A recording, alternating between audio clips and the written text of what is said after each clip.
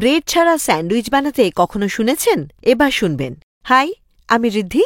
আমি child nutrition, baby led weaning, reverse picky eating এর expert আর একটা 3 বছরের বাচ্চার মা।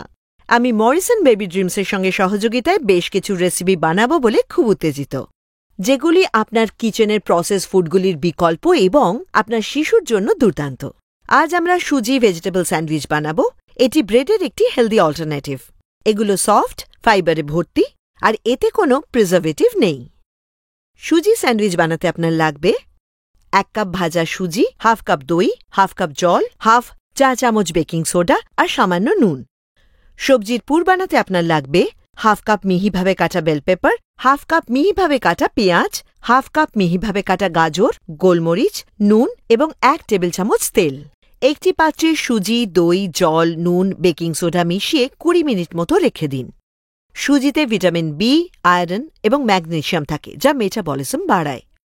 গরম তেলে কুচনো সবজি নেড়েচেড়ে নিন। নুন আর বেল পেপার মিশিয়ে নরম না হওয়া অবধি ভাজতে থাকুন।